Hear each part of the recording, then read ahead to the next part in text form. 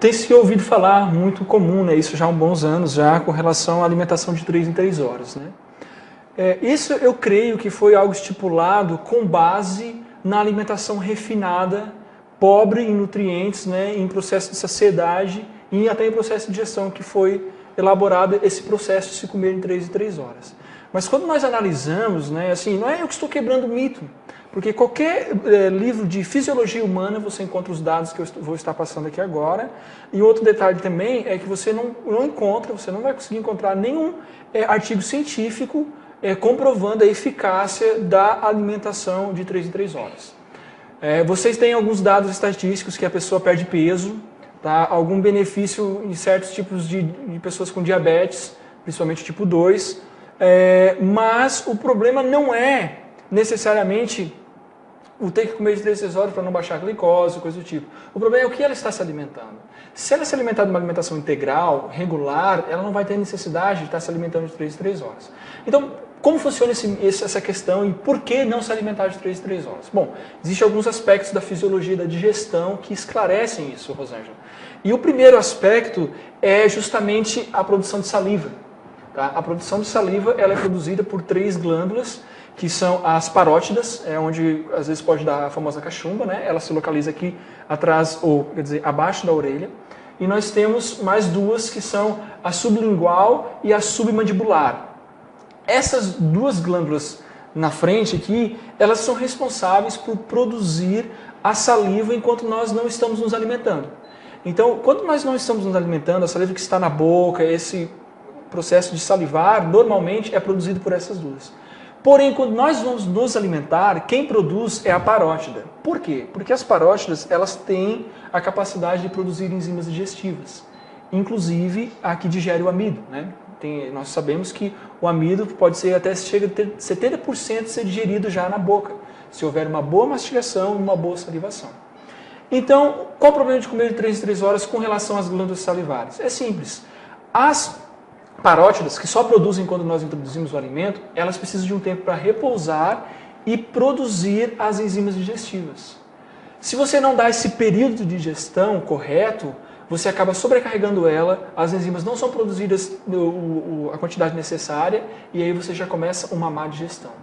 Quando o amido não é bem digerido, ele vai para o estômago, ou pode cair até mesmo no intestino de maneira má digerida e lá ele vai servir de alimento para bactérias ou para um germe bem conhecido no âmbito da depressão, quando se explora a questão nutricional, que se chama Clostridium difficile. Esse germe se alimenta de amido, mal digerido, ou de açúcar, produz uma toxina, essa toxina é enviada para o cérebro e lá ela inibe a produção de serotonina.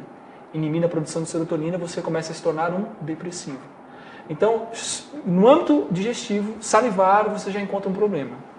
Quando você vai para o trato digestivo, o seu esôfago, o estômago, o duodeno, o intestino, aí você tem outros fatores. Tá?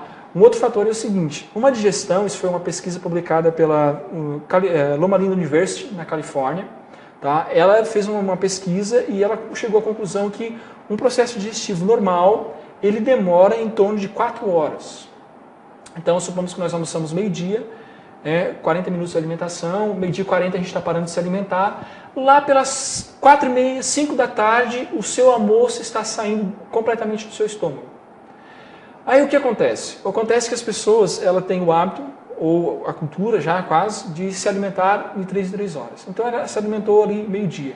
Lá pelas 3 da tarde ela vai fazer um lanche. O que ocorre? Ocorre que o almoço, que ela ingeriu meio-dia, ainda está no seu estômago. Porque o processo digestivo não foi concluído. E o que ocorre? A válvula, nós temos 2 válvulas no estômago, né? A de entrada e a de saída, os esfíncteres, né? A válvula cardio, que é próxima ao coração, por isso ela leva o seu nome, e o pirolo esofágico, que é a válvula de saída do estômago. Essas 2 trabalham em conjunto com o processo digestivo. Quando você introduz um alimento, o que ocorre é a válvula cardio fechar, o esfíncter pirorético fechar e a válvula cardio abrir para o alimento entrar e a outra se fecha para o alimento não sair e para o restante do trato intestinal não ter contato com o ácido clorídrico, que é um ácido.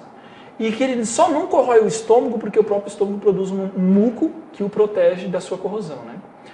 Então nós estamos ali nos alimentando, terminamos de almoçar e vamos lá fazer o lanchinho da tarde. Quando nós mordemos o primeiro pedaço, envia-se uma mensagem para o cérebro e o cérebro envia uma mensagem para o estômago para produzir mais ácido. E aí a válvula, a válvula pirolo, esfíncter pirônico, ele vai começar a fechar porque ele não pode sair o ácido. Ele fechando, fica o resto do almoço. Ficando o resto do almoço, começa o processo de fermentação. Aí vem a famosa enxaqueca, aí vem a famosa prisão de ventre, a famosa flatulência, né, que é gases preso. E se nesse lanche da tarde a pessoa ainda incluiu um sanduichinho com carne? Aí o processo prejudica mais ainda. Não precisa nem ser só a carne, né? Pode ter um doce. O açúcar refinado, o chocolate, a cafeína, ela dificulta o processo digestivo. E aí vai demorar mais ainda. Então, o processo de uma digestão normal, sem ingestão de líquido, principalmente líquido gelado, e sem refinados, equilibrado, em bastante verduras, integrais, ela vai demorar um processo de 4 horas e meia. Aí a quinta hora você dá ali para o trato digestivo descansar. Então, o ideal é um processo de digestão e um intervalo entre uma refeição e outra de 5 horas. Você almoça ao meio-dia e vai fazer a sua próxima refeição. Isso assim, refeição é qualquer coisa que você coloca na boca. Até mascar os chicletes, você ativa o processo digestivo. E é pior ainda, porque o estômago não recebe nada para digerir. Ele vai digerir daqui a pouco até o próprio tecido estomacal, porque é só ácido clorídrico, não tem nada para ele digerir, né? Então, qualquer coisa que você coloque na boca, morda, às vezes até ficar mordendo demais a tampa da caneta, você ativa o processo digestivo. Então, nada deve ser introduzido na boca que estimule o processo digestivo no intervalo de 5 horas. Porque por mais que não caia nada, o estômago vai se fechar porque vai produzir ácido, e aí gera um processo fermentativo. Porque aquele alimento já está previamente digerido, já deveria sair do estômago e entrar no intestino para ser absorvido. E aí isso vai acumulando, né? Você come de manhã às 8 da manhã, depois das 10 você faz outro lanche, aí fica o lanche que você fez e um pouco do café da manhã. Quando chega no almoço, fica o almoço e um pouco do lanche da manhã. Quando chega na tarde, fica o lanche da tarde e um pouco do almoço. Então sempre vai acumulando e você nunca para de funcionar. É igual uma máquina de lavar. As donas de casa sabem muito bem, você coloca a roupa 24 horas para trabalhar numa máquina. A vida útil dela vai diminuir muito, né?